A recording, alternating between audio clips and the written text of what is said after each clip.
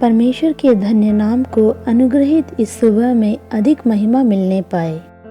73वें भजन संगीता का 28वां भाग। परंतु परमेश्वर के समीप रहना यही मेरे लिए भला है। मैंने प्रभु यहोवा को अपना शरण स्थान माना है, जिससे मैं तेरे सब कामों का वर्णन करूंगा। अनुग्रहित वचन के आधार पर परमेश्वर के समीप रहें विषय पर मनन करने के लिए परमेश्वर की शरण में आए। इस भजन के लेखक आसाफ नाम के प्रभु के दास के वाक्यों को सुनने से ही पता चलता है कि वे एक भरपूर रूप से आत्मिक और परमेश्वर के भक्त थे, क्योंकि उन्होंने कहा, यही मेरे लिए भला है कि परमेश्वर के समीप रहना। परमेश्वर के समीप रहने के अनुसार परमेश्वर के कार्यों के वर्णन वे कर पाते हैं। इस पूरे अध्याय का सारांश के तौर पर हम कह सकते हैं कि परंतु से यह वचन शुरू होता है। अपने चारों तरफ के बहुमत लोगों के लिए ये अच्छा नहीं होगा या फिर उन्हें अच्छा लगता नहीं होगा। एकल रूप से उन्हें ये अच्छा लगा और वे कहते हैं, परमेश्वर के समीप रहना यही मेरे लिए भला है। प्रियो, हम दूसरों के लिए जो अच्छा है वो ही हमारे लिए अच्छा है, ऐसा निर्णय लेने वाले ना हो। परमेश्वर से दूर रहकर जीवन व्यतीत करने वाले एक समय में हम जी रहे हैं। इसीलिए हमारा व्यक्तिगत हृदय से निर्णय यही हो कि कोई भी कितना भी दूर चला जाए, पर मैं परमेश्वर के निकट रहूंगा। मुझे परमेश्वर के कार्यों का वर्णन करना है। बहुत ही अनुग्रहित और आत्मिक प्रभु के दास थे आसाफ। इसका कारण था कि वे आराधनालय के गीतकारों के नायक भी थे। वे लेवीय गोत्र से थे, दाऊद के समकालीन आत्मिक थे वे। एक बार उन्होंने अपने आसपास के अहंकारियों, दुष्टों, नास्तिकों का मूल्य बताया। परमेश्वर से दूर हुए इन्हें देखने के ही कारण इस आत्मिक व्यक्ति के जीवन में भी थोड़ा सा पिछड़ापन आ गया। ऐसा इस भजन को पढ़कर हम अनुमान लगा सकते हैं। दुष्टों की चंगाई, दर्द रहित जीवन, उनकी पुष्टता देखकर इस भक्त के पैर विचलित हो गए।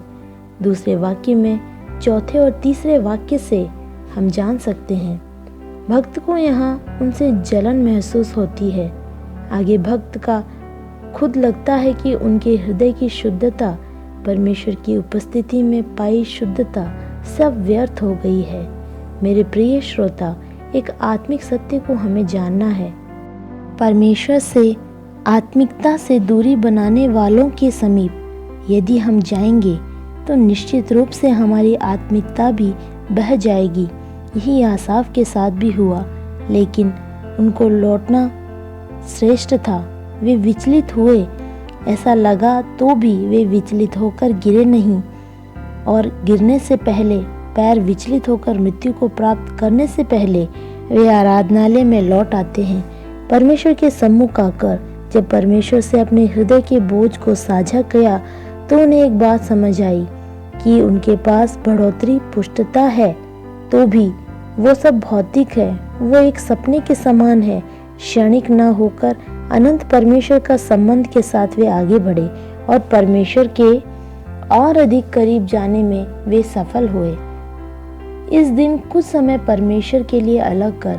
हमें परमेश्वर से अलग करने वाली कौन सी आदतें, कार्य और कौन से स्वभाव हमारे अंदर हैं, पहचान कर उन्हें अपने से अलग कर दें। परमेश्वर के और अधिक करीब जाएं। एक अच्छा दिन परमेश्वर ने हमें दान में दिया है। जिस से अलग होना है उनसे अलग हो जाएं। वो सिर्फ परमेश्वर के निकट जाने के लिए ही हों।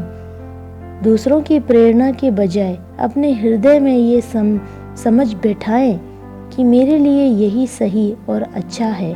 इसी के साथ हम आगे बढ़ें। बहुमत वाले इस संसार में उनके साथ मिलकर अहंकारी, दुष्ट और नास्तिक और मूर्ख बन गए। तब चाहे अकेले को ही झेलना क्यों ना पड़े, तो भी परमेश्वर के करीब जाएं और साथ रहें।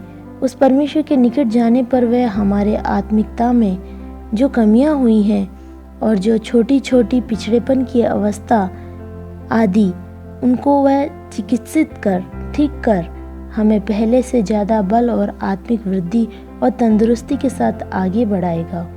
आंखें बंद करें, प्रार्थना करें।